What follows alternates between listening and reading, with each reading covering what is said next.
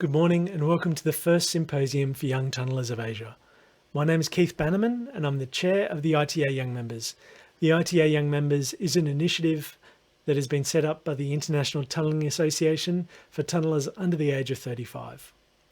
Here's an image of our team in Naples last year as part of WTC 2019. We had a fantastic time as part of WTC. And from the flags represented here, you can see that the ITA Young Members family comes from all corners of the globe. Unfortunately, we won't have a chance to have an image like this as part of the 2020 digital edition, but I recommend everyone attending that fantastic conference, as a number of the flags who were present weren't able to be there because they were attending technical sessions. Those technical sessions will still be there as part of WTC 2020. The ITA Young Members currently have 4 key goals that we're looking to really push forward. Those are around collaboration, connection, development, and integration.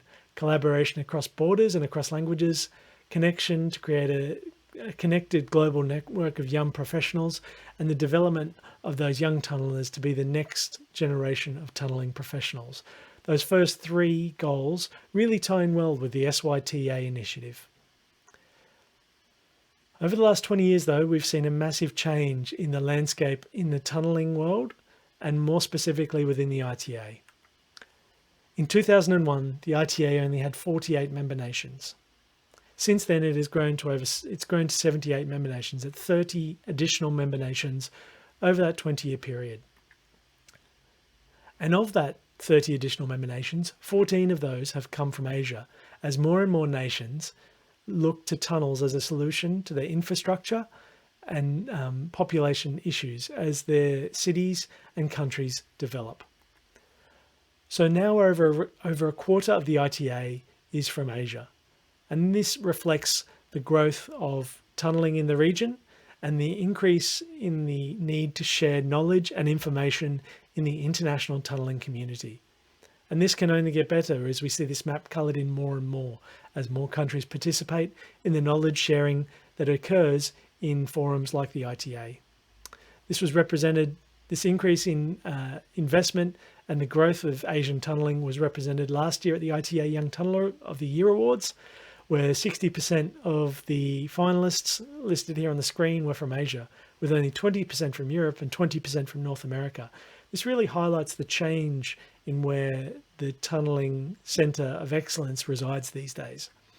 Similarly, in 2018, it was a similar story, where 4 of the 7 finalists were Asian-based tunnellers.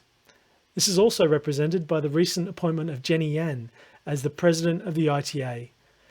Jenny's from China and has really helped shift the focus of the ITA further to the east to make sure that this fantastic boom and the knowledge developed from it is shared globally. So what does the next 20 years mean? How do we make sure that the next 20 years are just as prosperous for Asia, for the Asia region? By understanding the ground beneath your feet. And that can really be helped and supported by having local knowledge of the conditions, of the people, and of the climate in which you're working. Also, it's important to make sure that that experience is not imported, that it is locally grown. And we're seeing this more and more as young tunnellers are developing with the projects that are on foot.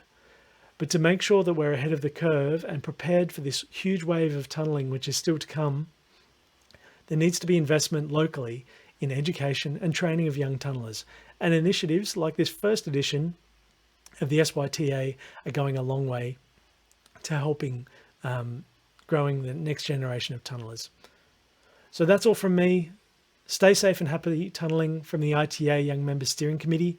Have a great symposium and we'll see you soon. Thank you so much.